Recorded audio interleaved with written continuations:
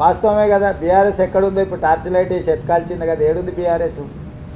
Single seat కూడా పార్లమెంట్లో లేదు. పార్టీ పుట్టినప్పటి నుంచి 25 సంవత్సరాలలో ఇంత దీనావస్థ ఎప్పుడూ లేదు.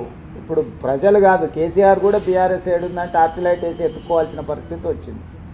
కాలగర్భం కాదు, గత చరిత్ర బీఆర్ఎస్ అనేది. బీఆర్ఎస్కు గత చరిత్ర ఉన్నది కానీ భవిష్యత్తు లేదు. నిన్న లక్ష్మణ్ కూడా రాష్ట్రపతి ప్రసంగం ధన్యవాదాలు మాట్లాడుతూ 5 నెలలకి విసిపోయారు ప్రజలు, ఇప్పుడు మార్పు కోరుకుంటున్నారు, ఎప్పుడు ఎలక్షన్ జరిగినా బీజేపీ రావడం ఖాయం. ఎప్పుడు జరుగుతుందని వారి ఉద్దేశం? ఏమో మీ మీద మరి అంత నమ్మకం ఉంది, ఎప్పుడైనా జరుగుతుంది వాళ్ళ కోరిక. ఉత్తరప్రదేశ్లో వాళ్ళ ప్రభుత్వం మొన్ననే వచ్చింది, ఏం జరిగింది?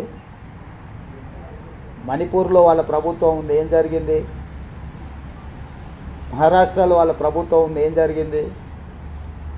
ఇట్లా వివిధ రాష్ట్రాలలో భారతీయ జనతా పార్టీ అధికారంలో ఉన్న రాష్ట్రాలలో ఆ ప్రభుత్వాల మీద విరక్తి చెంది ప్రజలు ఇండియా కూటమికి అత్యధిక సీట్లు గెలిపించిండ్రు.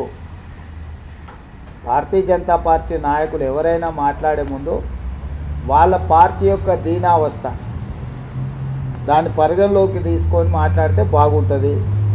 రెండవది, భారతీయ జనతా పార్టీ నుంచి కానీ బీఆర్ఎస్ నుంచి కానీ ఇంతకు మించి తెలంగాణ ప్రజలు ఏం ఆశిస్తలేరు. ఎందుకనంటే వాళ్ళ ఆలోచన, వాళ్ళ అక్కస అనేది ప్రజలందరికీ తెలుసు.